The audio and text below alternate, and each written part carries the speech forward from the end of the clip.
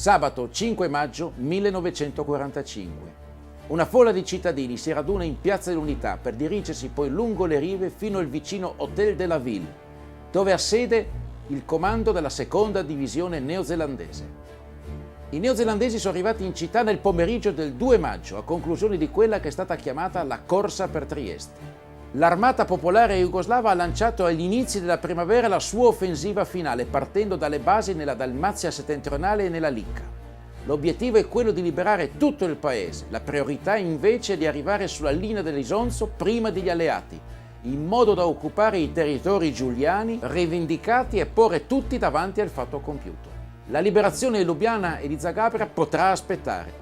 Così il 1 maggio le truppe jugoslave sono a Trieste, ma non riescono a aver ragione degli ultimi capisaldi tedeschi, il Castello di San Giusto e il Palazzo di Giustizia.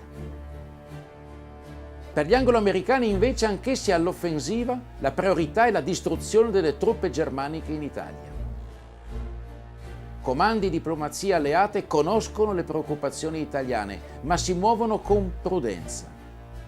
Sulle spalle hanno il precedente greco, vale a dire la scomoda situazione in cui le truppe britanniche si sono trovati pochi mesi prima in Grecia, subito dopo la liberazione, di fronte all'imprevisto esplodere della guerra civile. Per di più, gli jugoslavi non si sono dimostrati disponibili a un accordo preventivo in merito alla divisione della Venezia Giulia in 2 zone di occupazione.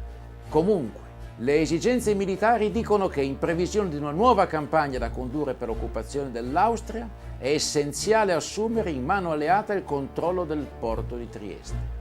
Con lo scatto finale, quindi, i neozelandesi arrivano in città in tempo per accogliere la resa germanica.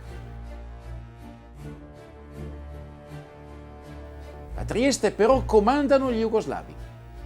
Gli ultimi giorni di aprile hanno visto frenetici negoziati fra le diverse componenti della resistenza. Da una parte c'è il Comitato di Liberazione Nazionale, dal quale nell'autunno precedente sono usciti i comunisti che hanno scelto di sostenere l'annessione della città alla Jugoslavia socialista. Dall'altra parte sta il Fronte di Liberazione Sloveno, cui aderiscono i comunisti sia sloveni che italiani di Trieste e che ispira l'azione delle organizzazioni di massa comuniste, prima fra tutte l'Unità Operaia. Le trattative non vanno a buon fine perché entrambe le parti vogliono precostituirsi una posizione di vantaggio per il dopoguerra. La posta in gioco è massima, poiché, a secondo della loro composizione, le future amministrazioni si esprimeranno a nome dei cittadini per l'appartenenza di Trieste all'Italia o alla Jugoslavia. Di conseguenza, il Corpo Volontario di Libertà, dipendente dal Comitato di Liberazione Nazionale, e il Comando di Città dell'esercito jugoslavo organizzano 2 insurrezioni indipendenti, però la prima sorprende la seconda e l'una è concorrente all'altra, caso questo unico nel panorama della resistenza europea. Di fatto, il 29 e il 30 aprile i partigiani del Comitato di Liberazione Nazionale e quelli di Unità Operaia combattono fianco a fianco contro i tedeschi, riuscendo anche a conseguire risultati significativi, come la salvezza delle installazioni portuali.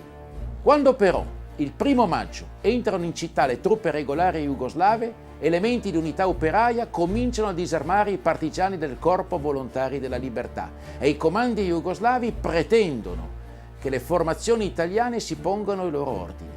Per evitare il rischio di spargimento di sangue tra gli insorti e un esercito alleato, qual è quello jugoslavo, il CLN decide di ritirare le proprie truppe dal combattimento. Nei giorni successivi alcuni partigiani italiani vengono arrestati e molti non torneranno dalla deportazione. Del resto, gli ordini impartiti dai vertici del Partito Comunista Sloveno alle truppe operanti a Trieste sono chiarissimi. Tutte le forze armate che rifiutano di passare agli ordini del comando di città vanno considerate quali nemiche. Inoltre, ogni tentativo di costituire a Trieste un'amministrazione antifascista diversa da quella jugoslava deve venire ritenuta un inizio di guerra civile. Ordini del genere pongono sullo stesso piano tedeschi, fascisti e partigiani del Comitato di Liberazione Nazionale, aprendo così la strada agli arresti, alle deportazioni, agli infoibamenti. Il 3 maggio il Comitato di Città jugoslavo assume tutti i poteri, imponendo il coprifuoco, confiscando i valori depositati presso la Banca d'Italia, sequestrando gli archivi di questura della prefettura, assumendo il controllo dell'informazione e decretando lo spostamento dell'ora legale per uniformarsi al resto della Jugoslavia. Insomma, si prepara il terreno all'annessione. In questa situazione di tensione, la mattina del 5 maggio, alcuni aderenti al CLN organizzano in città una manifestazione filo-italiana. Dopo aver sostato davanti all'Hotel de la Ville, il corteo risale il corso e la parallela via Mazzini fino a piazza Goldoni. Qui la folla viene arringata da una finestra, poi ritorna nel corso con l'intenzione di svoltare per via Embriani e dirigersi verso il sacrario di Guglielmo Oberdan nell'omonima piazza. In via Embriani però una pattuglia jugoslava apre il fuoco sui manifestanti. 3 cadono subito: Carlo Murra, Graziano Novelli e Mirano Sanzin. Un quarto, Carlo Burla, morirà alcuni giorni dopo. Una quarantina rimangono feriti. Era una manifestazione sorta spontaneamente. C'erano dentro anche ragazzi del CLN e di Giustizia e Libertà. In Piazza Unità, quando abbiamo cominciato a manifestare, abbiamo portato in trionfo un partigiano italiano, un garibaldino. Viva Togliatti, viva Nenni, viva l'Italia. Dopo si era formata una fiumana. Siamo andati 2 volte su per il corso, giù per via Mazzini, in piazza Goldoni. Poi qualcuno ha parlato dal balcone del Piccolo e abbiamo fatto di nuovo il corteo giù per il corso e là hanno sparato, proprio davanti a casa mia, in via Imbriani. Io ero stanchissimo e abitavo là, al numero 31 del corso, e come andavamo giù volevo andare a casa. Mi giro, sto per entrare nel portone e vengo travolto dalla folla e sento i colpi. Non riuscivo a entrare perché c'era una fiumana di gente impazzita. Sono stato travolto dalla folla fino in via Mazzini e là mi sono infilato, assieme a tanti altri, nel negozio di un barbiere. Davanti a questo negozio c'era uno dell'unità operaia, un operaio con la bustina e la stella rossa che guardava in giù, verso via Mazzini, e sentivo che diceva: questa è l'unità, cosa spara? Era consapevole della tragedia nella quale stavamo per gettarci.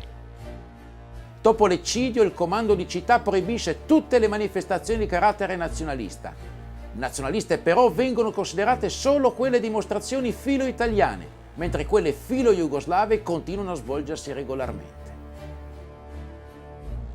Il Comitato di Liberazione Nazionale ritorna in clandestinità e vi rimane sino alla metà di giugno. Solo il 9 giugno, infatti, viene firmato a Belgrado un accordo che prevede la divisione della Venezia Giulia in 2 zone di occupazione. La zona A, con Trieste, Gorizia e Pola, sottoposta a un governo militare alleato, e la zona B, affidata a un'amministrazione militare jugoslava. Di conseguenza, le truppe jugoslave devono abbandonare Trieste. Percorrendo il Corso Italia, scendendo da piazza Goldoni, via Imbriani è la prima trasversale sulla destra. Al numero civico 2, una lapide, posta nel 1947 dalla Lega Nazionale, ricorda l'eccidio. Nel 2005 la provincia ha collocato un bassorilievo commemorativo.